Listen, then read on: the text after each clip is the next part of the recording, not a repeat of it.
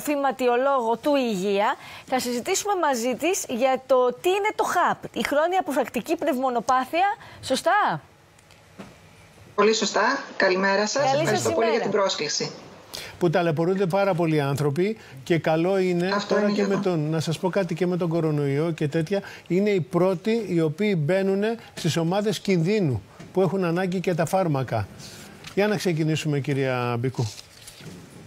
Λοιπόν, η ΧΑΠ ή αλλιώς χρόνια αποφρακτική πνευμονοπάθεια είναι μια χρόνια πάθηση.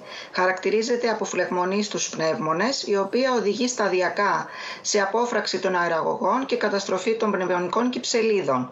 Εμφανίζεται με δύο μορφές: τη χρόνια βροχίτιδα, η οποία χαρακτηρίζεται από υπερπαραγωγή φλεμμάτων και συνήθως πρόκειται για μια αναστρέψιμη κατάσταση, και το πνευμονικό εμφύσιμα, στο οποίο έχουμε καταστροφή των πνευμονικών κυψελίδων και πρόκειται συνήθως για μια μη αναστρέψιμη κατάσταση. Είναι μια συχνή πάθηση. Εκτιμάται ότι στην επόμενη δεκαετία που διανύουμε, θα αποτελεί την τρίτη αιτία θανάτου παγκοσμίως. Τι λέτε τώρα, το κάπνισμα σχετίζεται με τη συγκεκριμένη πάθηση? Είναι το κύριο αίτιο της χρόνιας αποφρακτικής πνευμονοπάθειας. Το τσιγάρο υπολογίζεται ότι περιέχει πάνω από 250 τοξικούς παράγοντες. Οι πιο γνωστοί είναι το μονοξίδιο του άνθρακα, η πίσα και η νικοτίνη. Σας είπα, αποτελεί το κύριο αίτιο. Υπολογίζεται... Κυρία Μπίκου, ξέρετε τι ακούω τελευταία? Ότι εγώ το τσιγάρο το κόψα, αλλά καπνίζω αυτά τα καινούργια. Ατμίζω. Ναι, ατμίζω. Ναι, είναι γεγονός ότι... Ναι, είναι γεγονός ότι υπάρχει ταχεία αύξηση στη χρήση των ηλεκτρονικών μέσων παραγωγής νικοτίνης, το πούμε ηλεκτρονικό τσιγάρο.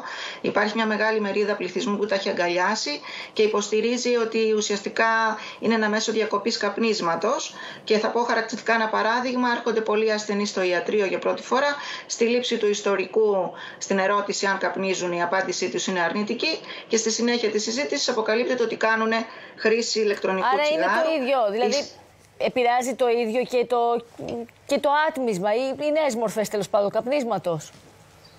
Κοιτάξτε, δεν υπάρχουν μακροχρόνιες μελέτες για την επίδραση στον οργανισμό από τα ηλεκτρονικά μέσα παραγωγής νικοτίνης. Ακόμα δεν υπάρχουν. Υπάρχουν κάποιες βραχυχρόνιες μελέτες που έχουν δείξει ότι έχουν τοξικές επιδράσεις, και όχι μόνο στο αναπνευστικό σύστημα, αλλά και στο καρδιακό και στο κεντρικό νευρικό σύστημα. Σίγουρα είναι πολύ επικίνδυνη η χρήση τους από παιδιά και εφήβους, γιατί δεν κρίνουν οι γονείς ότι είναι κάτι το οποίο είναι επικίνδυνο, άρα μπορεί κάποιος έφηβος να το δοκιμάσει.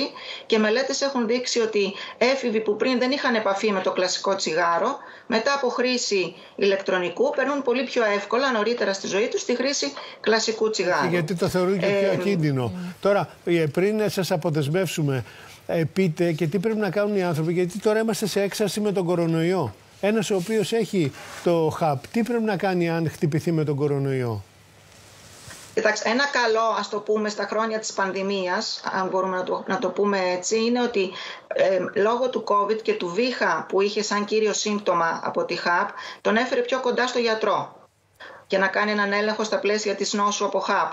Οπότε αυτό δόθηκε μια καλή ευκαιρία και στο γιατρό να κάνει μια πιο πρώιμη διάγνωση της χρόνιας αποφρακτικής πνευμονοπάθειας και να ξεκινήσει πιο έγκαιρα η θεραπεία και η αντιμετώπιση των συμπτωμάτων. Σίγουρα όμως επιδεινώνεται. Κάποιος που έχει ΧΑΠ έχει αυξημένες συνοσιρότητες, δηλαδή είναι πιο επιρρεπής σε λοιμώξεις, μέσα είναι και το COVID, έχει αναπτύσσει πιο εύκολα σαχαρόδι διαβήτη, αρρυθμίες και διάφορες άλλες παθήσεις. Σας ευχαριστούμε πολύ, κυρία Μπίκου. Να είστε καλά. Να είστε καλά, και εγώ ευχαριστώ για την πρόσκληση.